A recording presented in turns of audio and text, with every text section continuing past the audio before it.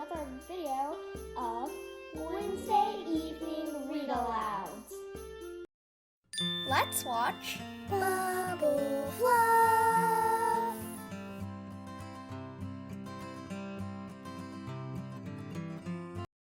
Hey guys, it's Ella and Ava here, and this is our channel, Bubble Fluff. Today we're going to be continuing to read from Harry Potter and the Sorcerer's Stone by J.K. Rowling. So let's get to it. So we'll be continuing from where we left off last time.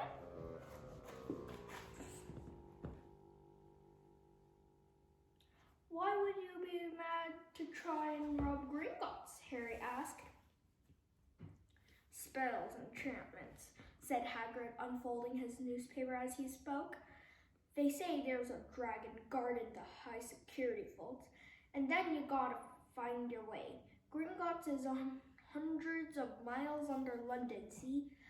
Deep under the underground. You'd die of hunger trying to get out, even if you did manage to get your hands on some. Harry sat and thought about this while Hagrid read his newspaper, the Daily Prophet. Harry had learned from Uncle Vernon that people like to be left alone while they did this, but it was very difficult. He'd never had so many questions in his life. Ministry of Magic messing things up as usual, Hagrid muttered, turning the pages. There's a Ministry of Magic? Harry asked before he could stop himself. Of course, said Hagrid. They wanted Dumbledore for minister, of course, but he'd never leave Hogwarts, so old Cornelius Fudge got the job. Bungler, if ever there was one, so he pelted Dumbledore with owls every morning, asking for advice. But what does a Minister of Magic do? Well, their main job is to keep it from the muggles that there's still witches and wizards up and down the country. Why?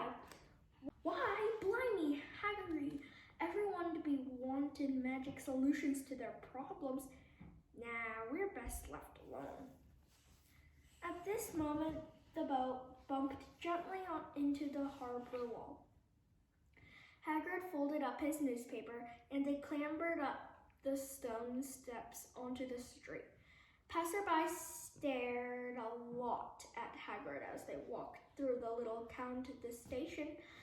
Harry couldn't blame them. Not only was Hagrid twice as tall as anyone else, he kept pointing out perfectly ordinary things like parking meters and saying loudly, "See that, Harry? Things these muggles dream up, eh?"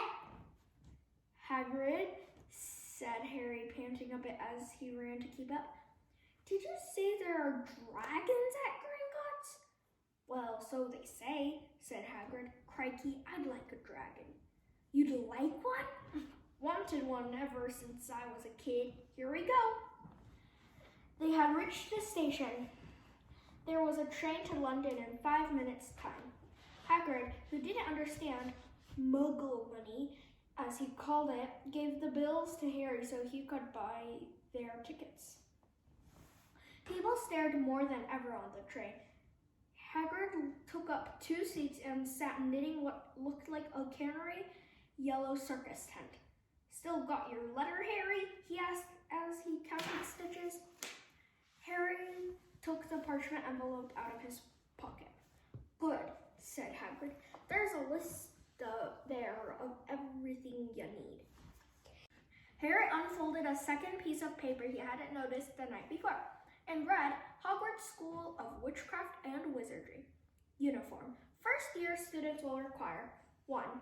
3 sets of plain work robes, black. 2.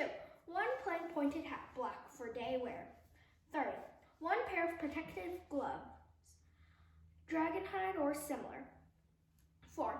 1 winter cloak, black silver fastenings. Please note that all pupils' clothes should carry name tags. Course books. All students should have a copy of each of the following. The Standard Book of Spells, Grade 1, by Miranda Goshawk. A History of Magic by Bathilda Bagshaw. Magical Theory by Adalbert Waffling.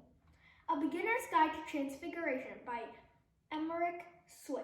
1000 Magical Herbs and Fungi by Philida Spore. Magical Draughts and Poisons by Arsenius Jigger. Fantastic Beasts and Where to Find Them by Newt Scamander. The Dark Forces, A Guide to Self-Protection by Quentin Trimble. Other equipment, 1 wand, 1 cauldron, pewter, standard size 2.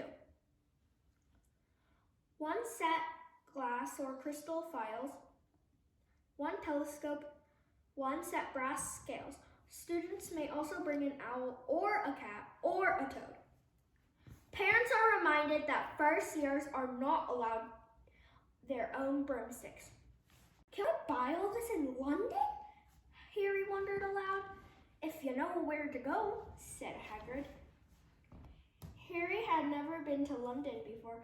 Although Hagrid seemed to know where he was going, he was obviously not used to getting there in an ordinary way. He got stuck in the ticket barrier on the underground and complained loudly that the seats were too small and the trains too slow. I don't know how muggles manage without magic, he said as they climbed a broken-down escalator that led up to a bustling road lined with shops. Hagrid was so huge that he parted the crowd easily. All Harry had to do was keep close behind him. They passed bookshops and music stores, hamburger restaurants, and cinemas, but nowhere that looked as if it could sell you a magic wand. This was just an ordinary street full of ordinary people. Could there really be piles of wizard gold buried miles beneath them? Were there really shops that sold spellbooks and broomsticks? Might this not all be some huge joke that the Dursleys had cooked up? If Harry hadn't known that the Dursleys had no sense of humor, he might have thought so. Yet somehow, even though everything Hagrid had told him so far was unbelievable, Harry couldn't help trusting him. This is it, said Hagrid, coming to a halt. The Leaky Cauldron. It's a famous place. It was a tiny, grubby-looking pub. If Hagrid hadn't pointed it out, Harry wouldn't have noticed it was there. The people hurrying by didn't glance at it. Their eyes slid from the big bookshop on one side to the record shop on the other, as if they couldn't see the Leaky Cauldron at all. In fact, Harry had the most peculiar feeling that only he and Hagrid could see it. But before he could mention this, Hagrid had steered him inside. And that's where we'll be stopping today, guys. So, thanks for watching us today, and we'll see you next time. Bye!